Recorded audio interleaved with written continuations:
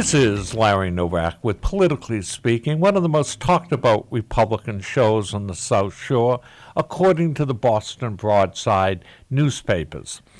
I thought today we'd have further discussions on the Massachusetts Republican State Committee elections. In the 2nd Plymouth-Bristol District, we have a attempted takeover by the Deal family. Historically, it's never been accomplished very accurately in the past. A man and woman from the same family living at the same address, being both state committee man and woman. It is not a good thing. It is a bad thing for the Republican Party. It shows the bankruptcy of the party when one family could dominate the political process like that. It is an unhealthy thing. We have new developments in the fight. Gordon Andrews, the incumbent Republican State Committee man, is now re-entered the race. I'm in the race, Larry Novak, a seat that I held for over 25 years. Mr. Deal, who was a former state rep and is now in the race also. And so we are seeing a change in the makeup of the district. This is an area that most people don't understand what a state committee man and woman do. What they do. It is the process of raising money and recruiting candidates and promoting a party's image in that area. Not just the image, but how the party is perceived, getting them together. When I came back to Brockton and took over the Brockton City Committee, there were 16 people on a committee that houses 245. It was just beyond belief. I couldn't believe that that they had slipped to that level. There was $67 in the Treasury, and 16 members out of 245. I don't even think it's 6% were filled on the slate. We will be filing a full slate on Ward 1. We presently have 25 in Ward 2, which wasn't even organized the last time. Ward 3 has a slate of 34. Ward 4, I'm going out this week to fill it. Ward 5 has 35. Ward 6, 35. Ward 7, 35. We've come a long way since the shall we say, the demise of the city committee was allowed to fall apart under the previous leadership of chairman and a chairman that took no interest in the party. But that's a pattern. I'm not going to name it. It's been a pattern of his life. He runs for office, he collects money, and then doesn't go through with the election, withdraws. Not a good thing, a bad thing. Now we have, he's a lackey from one of the candidates running for state committee. We have the Deal takeover of the Republican Party. Mr. Deal, one of the publishers of one of the papers in the district, was simply shocked when somebody told her, and they called me, that Mr. Deal didn't vote from 1997 to 2002. And then was a Democrat. Now he wishes to be the leader of the Republican Party. He changes his political viewpoint, I guess, with the win. He went from a liberal Democrat to a conservative Republican. Next, he'll be a moderate if it goes that way. Those are areas that will be looked at in the race. I intend to highlight that. I'm sure they'll highlight my past, so I'm willing and ready for that.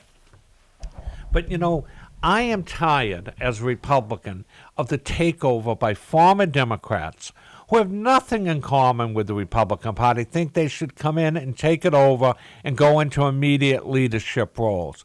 If they were so great, they would change the direction of the Democratic Party and with the way it's going. A party of socialism. A party that is being rapidly changing face in America. A party that believes that the government can do everything for everybody. Well, they won't like it when they got to start paying for it. Elizabeth Warren today tried to tell the Boston Globe how she was going to pay for Medicare for all. It's simply unsustainable on a long-term practice. Don't be fooled when candidates tell you they're going to do this or that. Look at the record of what they've done. It is very sparse when you really start examining their records. This is a takeover. It is an attempt to impose values that nobody wants on the Republican Party. It is an attempt to, really expose people to a new way of thinking. And people that, in the 1997 to 2002, there was a Republican governor and treasurer, and you sat on the sideline. Shame, shame, shame. Why didn't you participate if you cared so much about issues? Those are the questions that have to be asked. It goes to the record. It doesn't go to personal attacks. It goes to the record of what you've done. Yes, you might have done something later in life, but your values weren't there when you were younger. You were in your late 20s, early 30s. We were fighting on the front lines. You were sitting on the sidelines, not even participating and exercising our constitutional right to vote. So I think it's time to tell it like it is.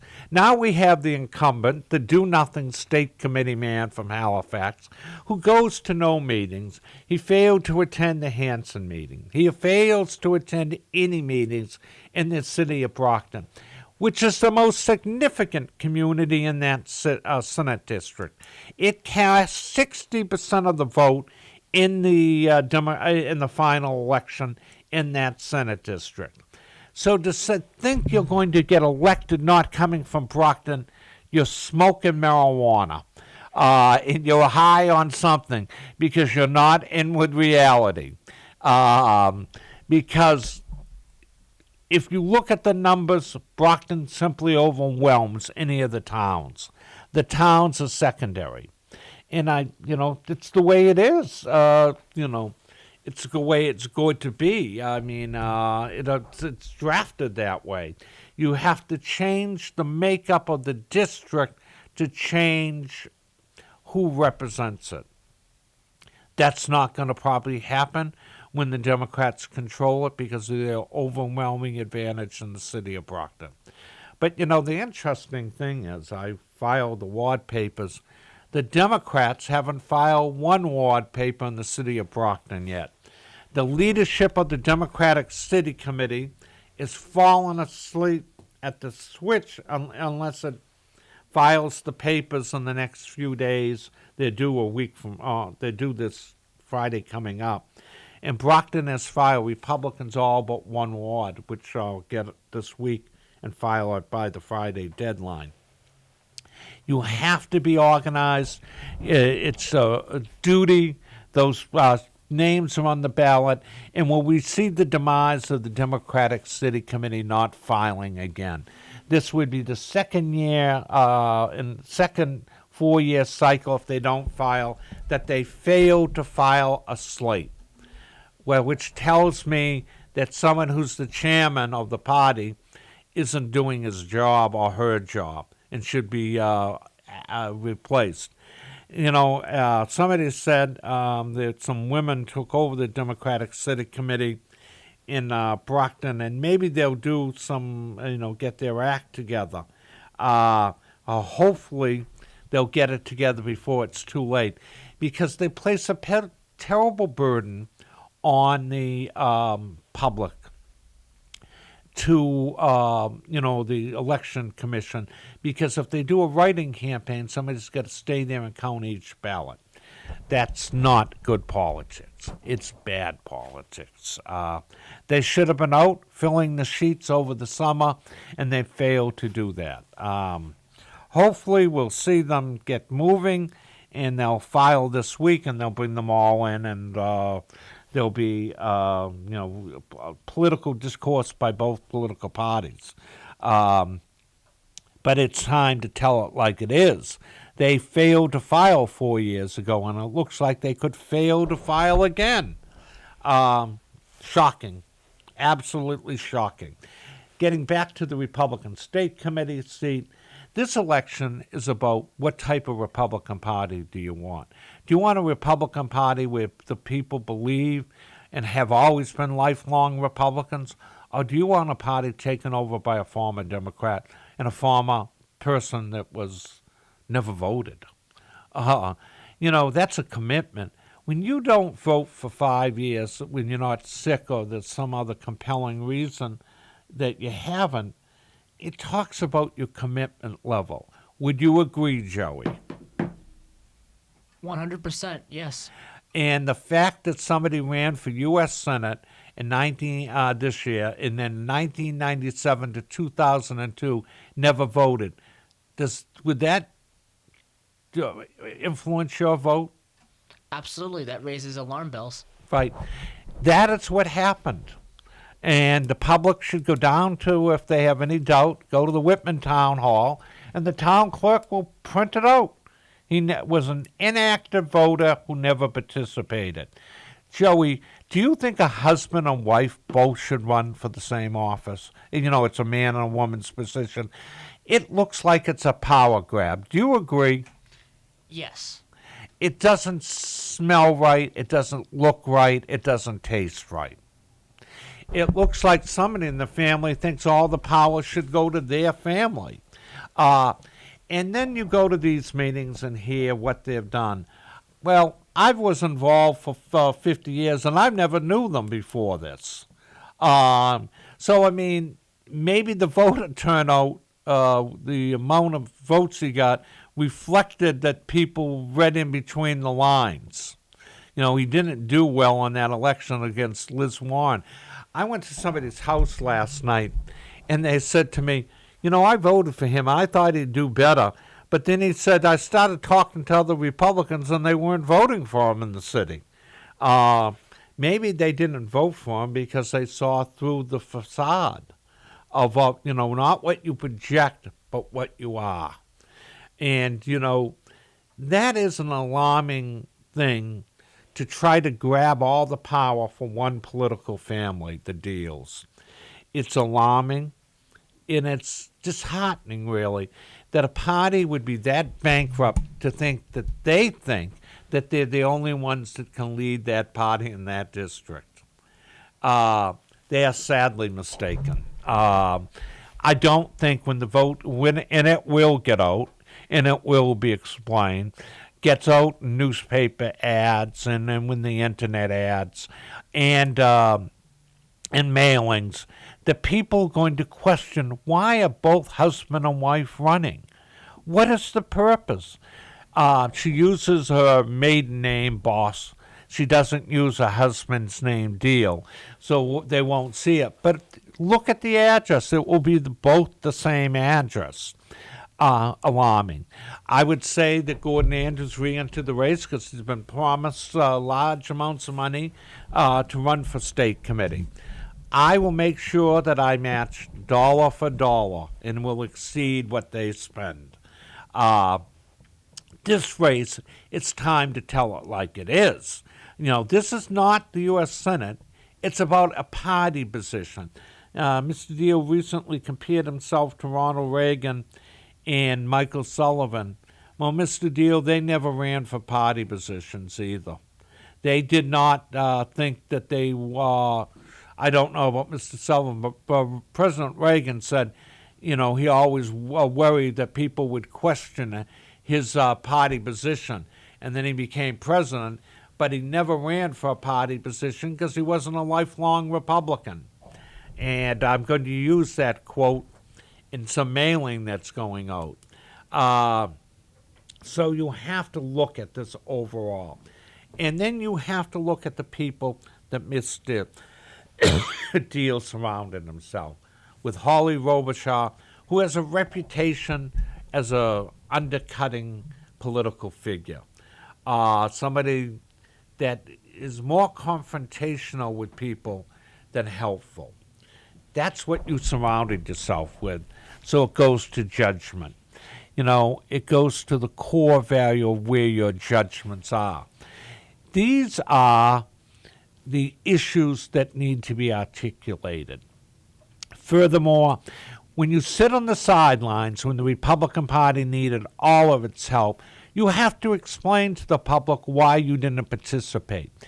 When you sat on the sidelines from 1997 to 2002, all those failed Republican campaigns should question you didn't help them. Your first contribution to the Republican Party, you were running for office in 2009 for state rep. I've given over $200,000 to the Republican Party, according to records at the Office of Political Finance. You've given $30,000. My commitment started when I was 16. Your commitment didn't start till you were in your late 20s or 30s, and you didn't register till you were in your late 30s as a Republican. Maybe you were even 40 when you registered. The party welcomes it because the party open doors, but it doesn't want people like that in leadership roles because they have no commitment to the core values. What next week you could become? Libertarian, and that would be your core commitment. When you do not commit at a young age, you are not really drawn to the values of that party. That is the issue that's going to be before the public, your commitment to the GOP. My commitment has been strong. Your commitment has not, Mr. Deal. I was appalled to think you sat on the sidelines for 5 years and didn't vote. It was appalling lack of attention to your community in which you resolved in. You didn't vote in the local elections. You didn't vote in state elections. You didn't vote in national elections. You failed to participate. You failed to vote for president in 2000. You weren't involved. You failed to vote in the 1998 state elections. Those people needed your help, but you weren't there for them. Your lack, it isn't about what is good for you now. It's about your commitment to a political party. You wish to be a leader of that party, but you failed to even vote. And then you went in from that, and you became a liberal Democrat. According to newspaper accounts, you voted in the Democratic primaries. So your commitment wasn't to the Republican Party, it was to a Democrat. And I think that those things need to be addressed. I think you need to come and answer, your commitment. My commitment's been strong, yours has been weak. I've been active since I was 16. You've been active much later in life. Did you run? It would appear to me you ran for political office more because you wanted to, and that there was a Democrat, so you became a Republican. I question your commitment to the values of the Republican Party. I question your commitment to what you've done to help the Republican Party. It's commendable that you ran for public office as a Republican. It is not commendable that you sat on the sidelines for 5 years in your 20s. It is not commendable that you were a Democrat before that. Those are the major issues that this election's about. And then you go to the do-nothing state committee man from Halifax. I mean, look at the record. Brockton, the state committee man's been to one meeting since I reassumed leadership role. One meeting he came to. And then he challenged the delegates that got elected to the state convention. The challenge was not honored at the state convention. He bent over backwards to make sure his favorite candidate, Mr. Kingston, got the delegates. Well, the state committee in its wisdom sat the delegates, all of them, and they went forward to the convention. Mr. Andrews aquastated the challenges to Brockton and Hanson.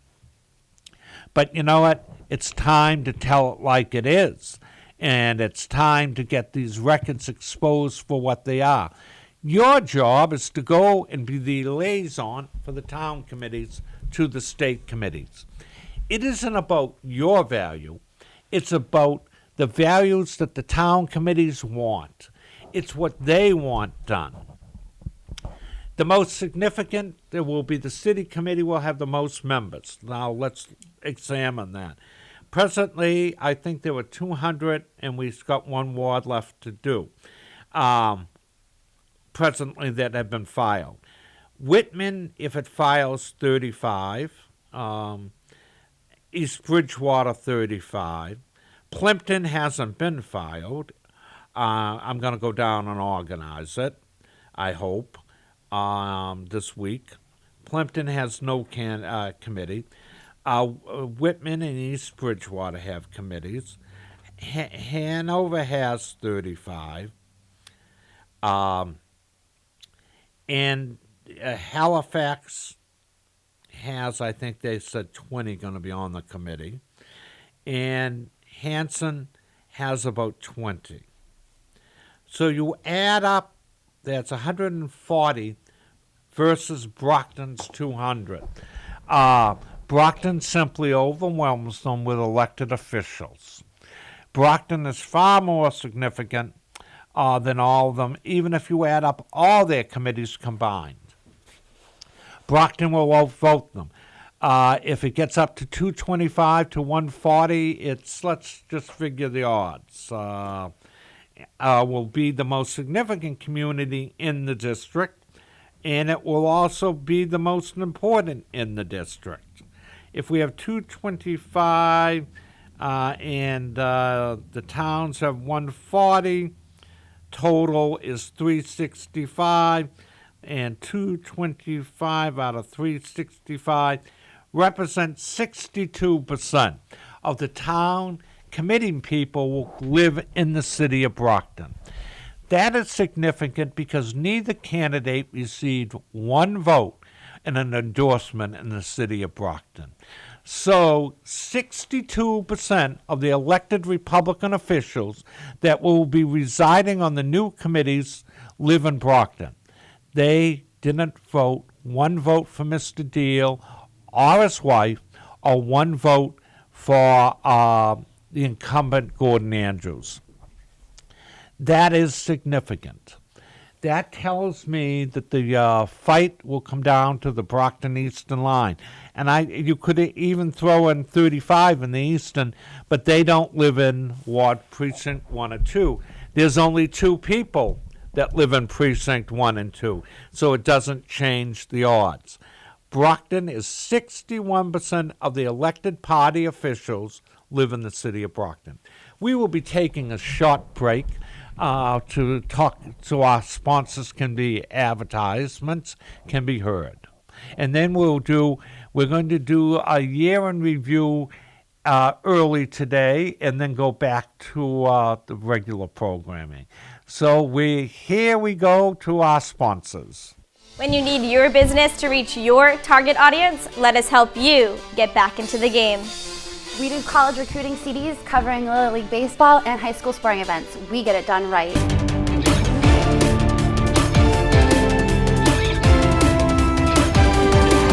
the game, the Trojans 60. Is end. Savior 1-3 for Bowling. Hits. Shoots, scores! McCormick scores again on the rebound.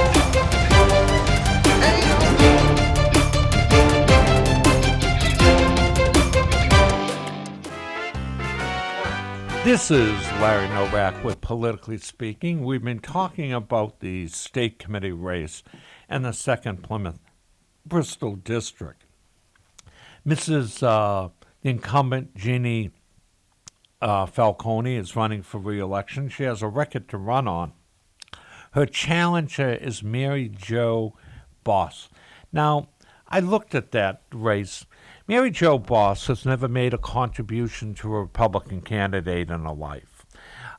She's never made, going to the Office of Political Finance, there's never been a check cashed by that name to any candidate. Never made a donation to the Republican State Committee. So I don't understand, other than a political operation by her husband while she's running. I don't know what record she has to run on. It's time to examine the records of the two candidates. What has she done for the Republican Party? I've been involved for 50 years. I can tell you in the years I've been involved, I never heard of the deals before, other than when he was running for public office. He would never participated, or nor did she, in Republican politics. And I think she claimed she was from Brockton. And when I mentioned that, somebody said there were prominent Democrats in the city of Brockton, not Republicans. So it is a hostile takeover of the GOP by the Deal family. They think that they should dominate politics for the Republican Party. It doesn't happen that way. You go off and you articulate your vision of where the party should go. I'm coming out with a blueprint and a book on a directory shortly, and we'll be mailing it out. A blueprint to strengthen the grassroots of the party. I haven't heard the incumbent state committee man or Mr. Deal articulate one thing to make the party stronger. I want to, you have to fine-tune the structure to get more people involvement. And some of my proposals would do the following. I believe the election of national committee people at a state convention would encourage more participation. Those are the leaders at the national level that reflect the values of Massachusetts. They should be determined by all the ward and town committees. It shouldn't be held by, it used to be the delegates, national delegates, and the state committee changed it and made it members of the state committee. Well, I don't feel that the members of the state committee should do it because it's dominated by one or two by political factions. I think you'd get a broader consensus and a fairer election cycle by electing them at a convention. I believe that our nominations for state senate should be done at state conventions in the Senate level. I believe under the Buckley decision that came out in the Commonwealth of Massachusetts that a political party could add that they require the endorsement of a state convention, which would be done at the state Senate level, to endorse candidates running for rep and Senate. It would stop the extreme takeover of the party by extreme elements of the left and the right. It would put more electable candidates able to get elected. It would make them work and fill those committees up. It would encourage participation at conventions. It would encourage participation on the ward and town committees. It would further increase the clout of a political party and strengthen the activist role. I believe that it's the first step in rebuilding. I further believe that ending partisan elections hurt the Republican Party more than it hurt the Democratic Party in Massachusetts. I believe that we should go back to having partisan elections. That would encourage more people to go out and recruit active members for both political parties. They would go and get their friends to register as a Republican or Democrat, and it would increase participation. Massachusetts is moving to the unenrolled status. That is not good in the long term. Our country was founded on a healthy two-party system. When the parties become weaker and weaker, the extreme elements of the left and right take over. We are seeing this in both political parties. We need a course that America first, down the middle, what's in the best interest of the country would be determined, and there would be compromise. The extreme left that is pushing for impeachment wouldn't be able to dominate the political discourse in America. You would have the extreme right wouldn't be able to dominate the political discourse in America. We need compromise to get legislation done. We need to move this country forward. There is a witch hunt to get the president because he took something that they thought belonged to their favorite left-wing politician, Hillary Clinton. They never give in. They continue the fight to the bitter end. Now the Obama people are concerned that Elizabeth Warren cannot win the final election. Well, I don't think she can either, and I think she'll be the nominee as things are going today. And if she's the nominee, it will lead to a record Democratic demise. They will probably lose most states in the country. Her values are not the mainstream values of mainstream America. She represents a far left ideology that isn't represented in America. As more of the spotlight is placed on her, she's going to have to explain her positions. How do you pay for Medicare for all? You can't just say, oh, I'm going to tax the rich corporations. The corporations provide the jobs to people. If they're taxed, they can't pay the wages. So, I mean, the policy is nutty. The policy of what she is articulating is nutty.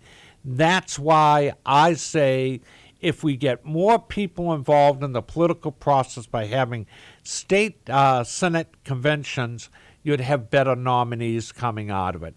You'd have more election choices. You'd have more people running for political office.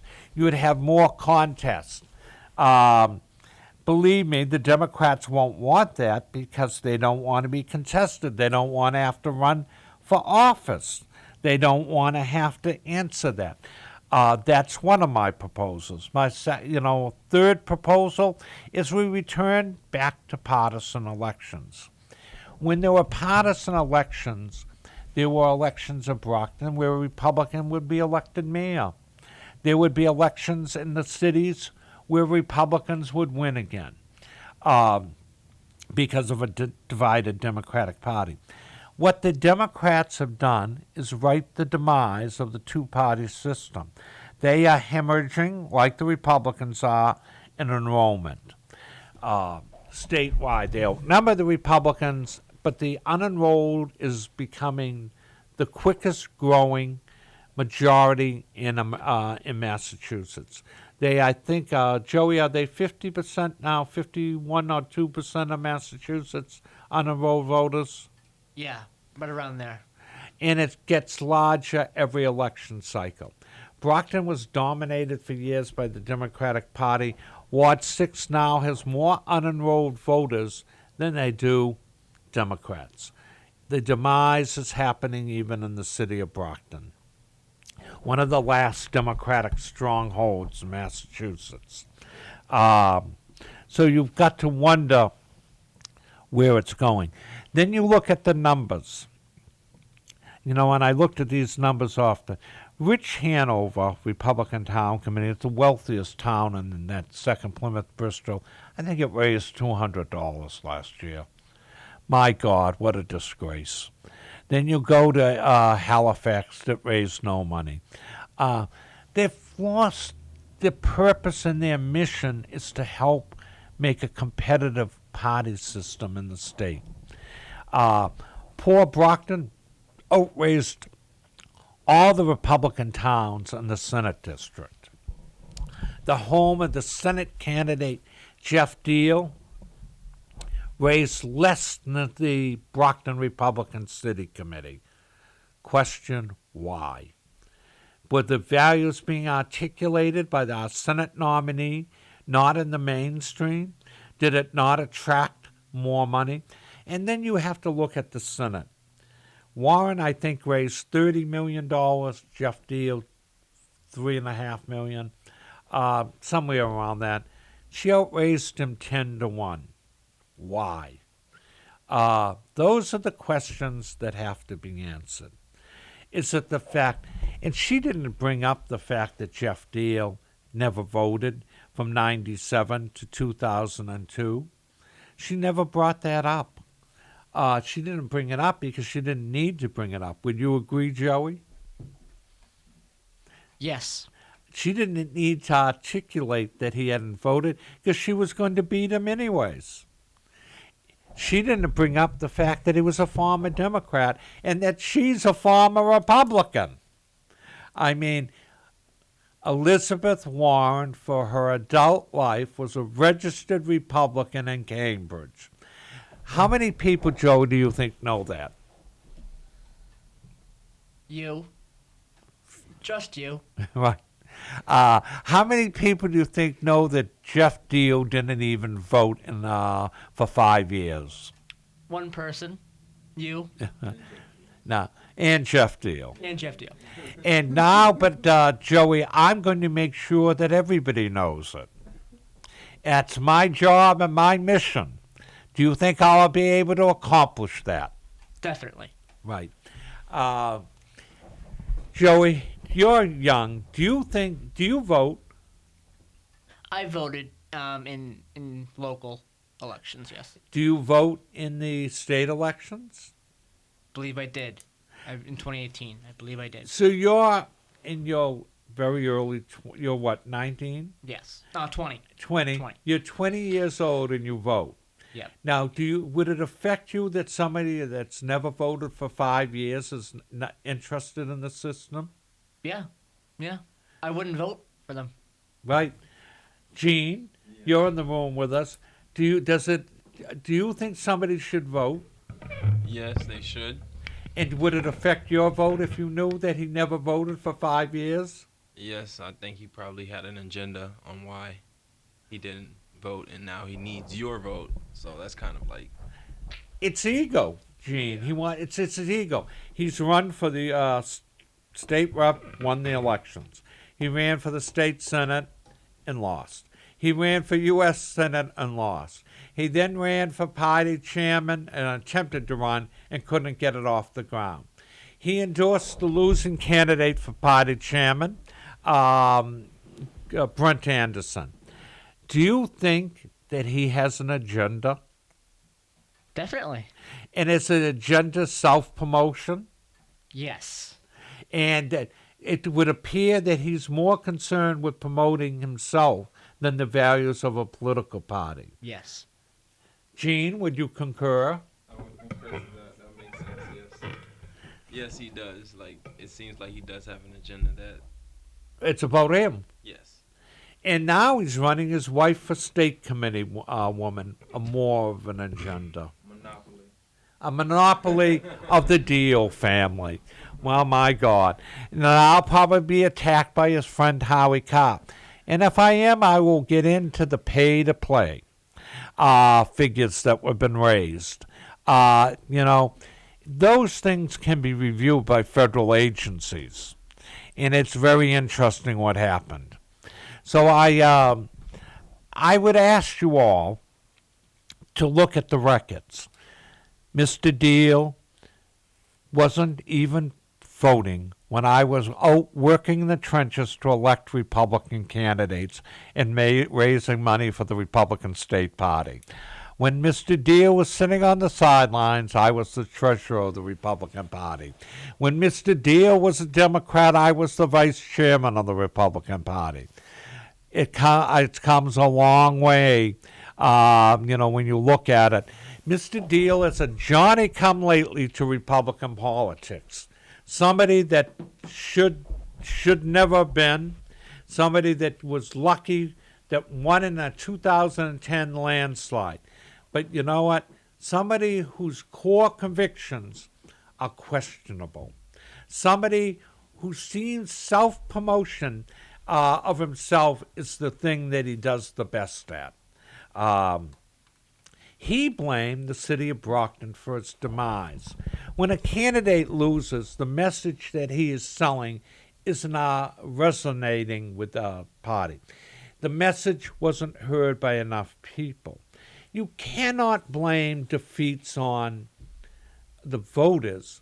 Your message wasn't selling with the voters. I've won elections, I've lost. And I understand when you don't have the resources, it is very difficult to get your message out. But, Mr. Deal, you spent more money in the state Senate race than the incumbent Brady did. You outspent him 2-1. He carried the city of Brockton 3-1. Maybe it was the message that you were articulating wasn't helping.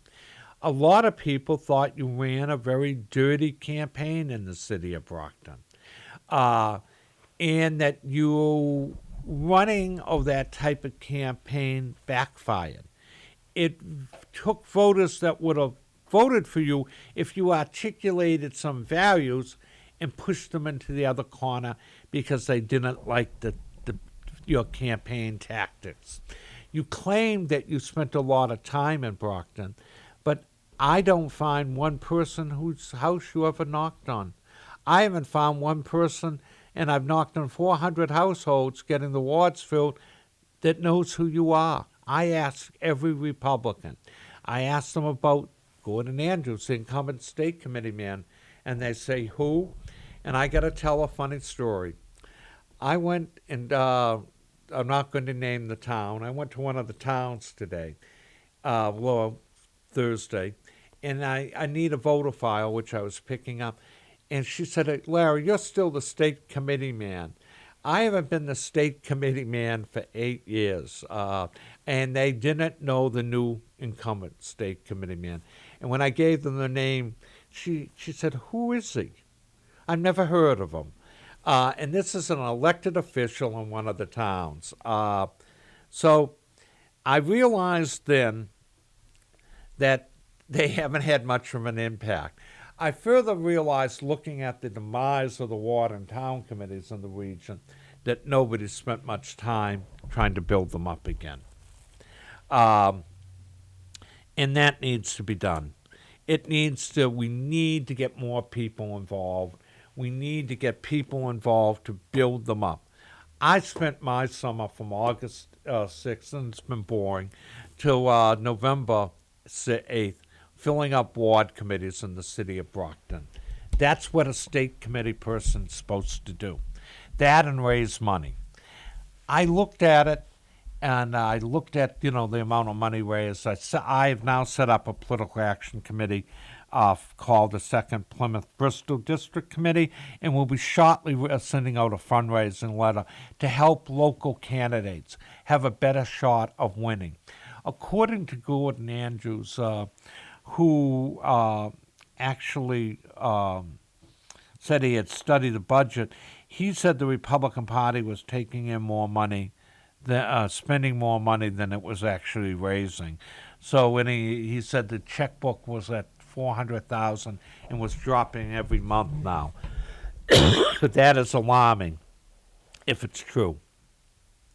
I don't know. I haven't seen in a finance thing. I used to be treasurer of it. You need to take in more money. And I don't know if the move to the suburbs, how much it will really save and how much it takes us out of the spotlight.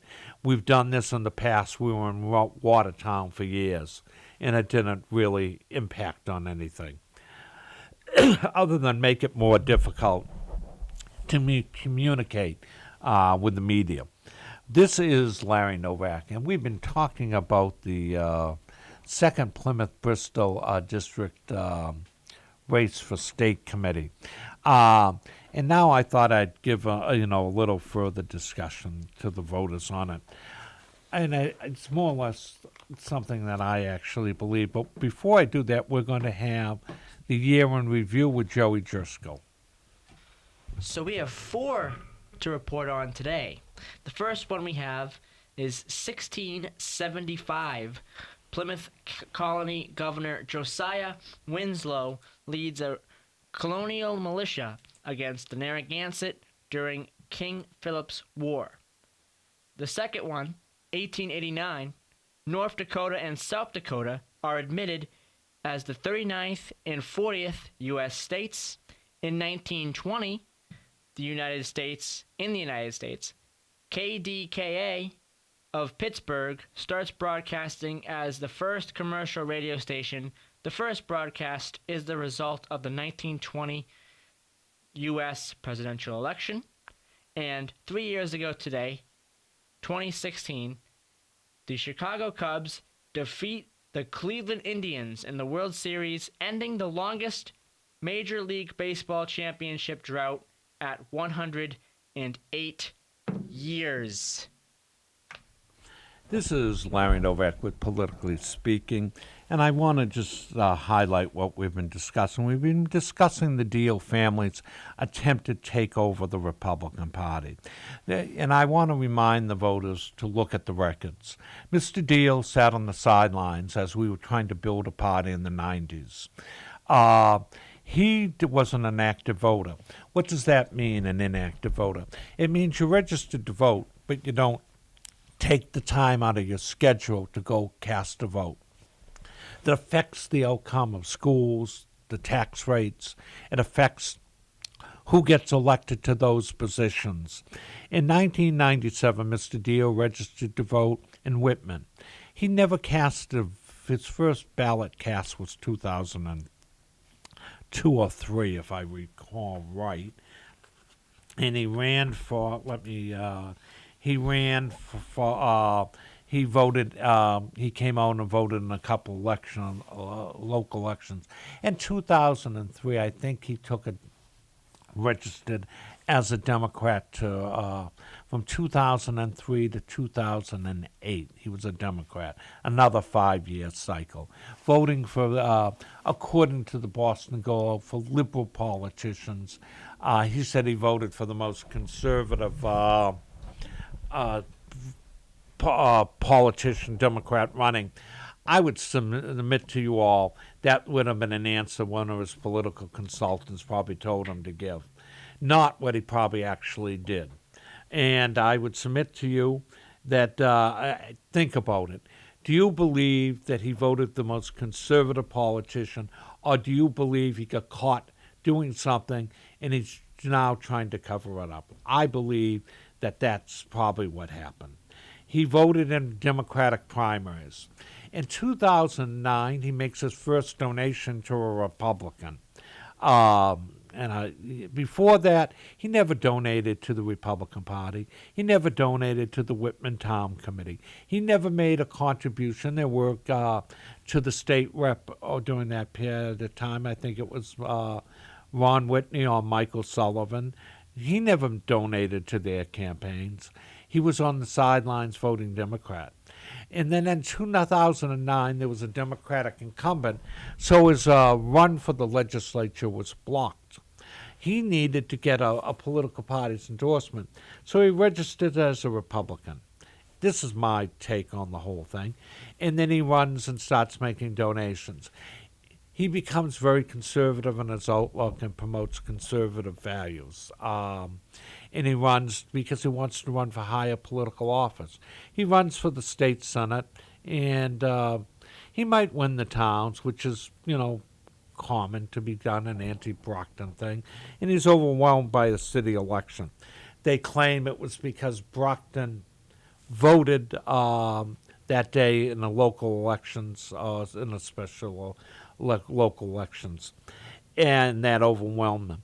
The fact of it is, his rhetoric wasn't selling in the city of Brockton. You cannot blame a city that you don't do well in. The city has strong democratic values, and turned out in large numbers to vote for one of its own. Brockton is known for voting for one of its own. It always has. When Ned Kirby was running for county commissioner, they worked the city hard, and they were not able to carry it. Brockton, Ned won its county commissioner race. Brockton has always voted for one of its own. It is known to do that. It is, a city that supports its own citizens in political endeavors. It is like the city will support, the town of Whitman will support probably the Deals because they live in the town. And there's such a thing as local people vote for local candidates.